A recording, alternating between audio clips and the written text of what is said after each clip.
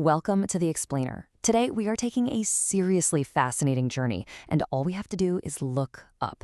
We're going to completely transform the way you see something you literally walk under every single day without a second thought: roofing materials. We're about to decode the hidden structural engineering that sits right above our heads, working 24/7 to protect our homes from the elements.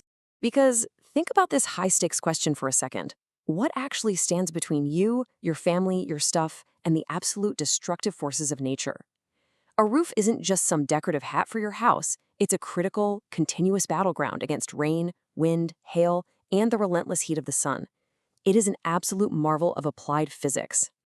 Okay, let's dive right into this. Here's our roadmap for today. We'll start with the anatomy of a shingle, then explore a world of materials, deep dive into wood shakes versus shingles, and decode wood grades.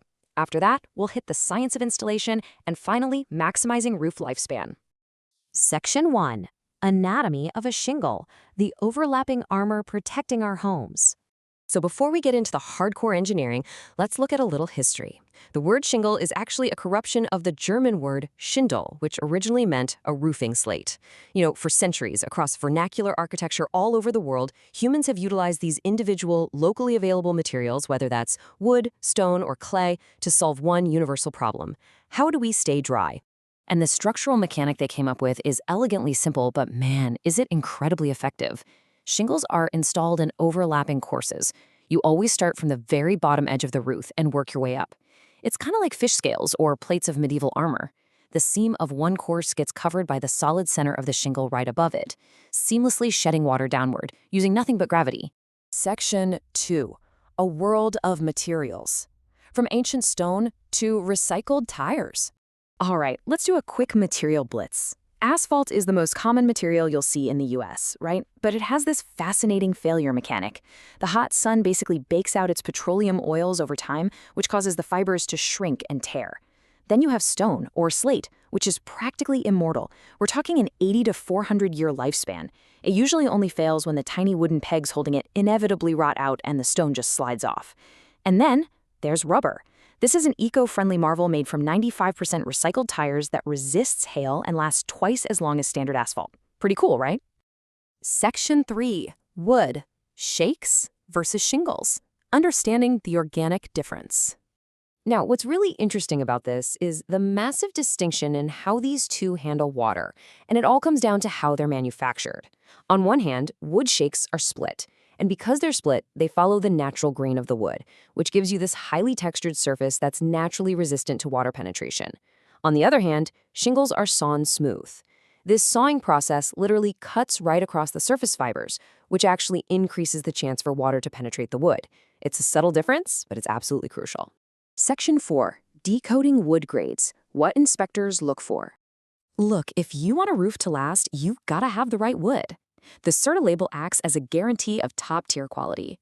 The absolute highest grade shingles mandate two specific things: 100% clear heartwood and 100% vertical grain. So why does that matter? Well, heartwood contains the natural oils that provide decay resistance, and vertical, or edge grain, is critical for dimensional stability. It is far less likely to warp, split, or buckle when it gets wet compared to your standard flat-grained wood. Seeing them side by side really hammers the difference home. Notice the thick, rugged, deeply split textures of the premium Western cedar shakes. Now compare that to the precise, sawn, smooth gradients of the cedar shingles. Both are incredibly durable when properly sourced, for sure, but they offer entirely different aesthetic and structural profiles for a building.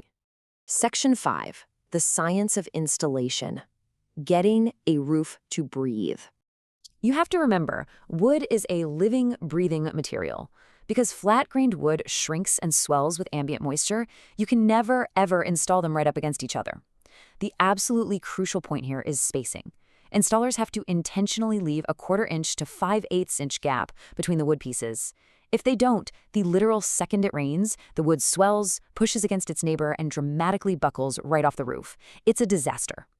And this brilliantly illustrates how modern installers ensure maximum lifespan. It's called the rain screen system. Check out these steps. Instead of nailing wood straight to a flat deck, they build a 3D grid. They lay vertical spacers, then horizontal nailing strips, and finally attach the wood. This creates an open air space beneath the shingles, allowing air to flow right under the roof. That way, the wood can physically dry out after a massive storm.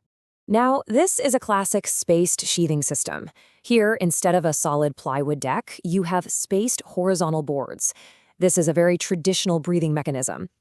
Notice those dark layers interspersed between the courses of wood? That's roofing felt. For wood shakes, this felt acts as a secondary baffle against wind-driven rain and snow.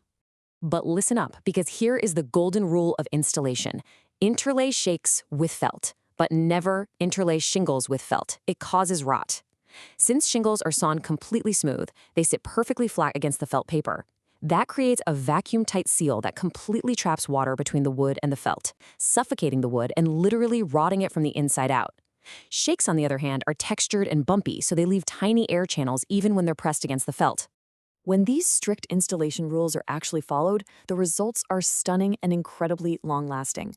You can see historical and structural applications of wood shingles everywhere, from historic colonial homes to highly pitched church steeples. These exact installation mechanics, respecting the grain, managing the moisture, and allowing the whole structure to breathe, are exactly what preserved these buildings across centuries.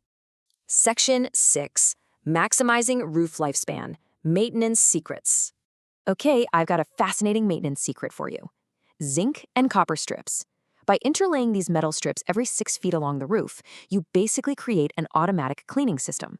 When rain hits the metal, tiny amounts of zinc or copper erode and wash down the roof. And get this, it acts as a highly powerful, localized fungicide that entirely stops algae, mold, and moss from eating away at your organic materials. How smart is that? A well-maintained roof truly stands the test of time. Getting a lifespan of 30-plus years out of a roof isn't an accident. It is the direct reward for understanding material science, respecting the organic nature of the wood, and perfectly executing those hidden installation mechanics underneath the whole shebang. So I'm going to leave you with this final thought. The next time you're inside listening to a heavy rainstorm overhead, I want you to look up at the ceiling and ask yourself, is the engineering above me breathing or is it suffocating? Thank you for joining me on this explainer. Keep asking questions and keep looking deeper into the world around you.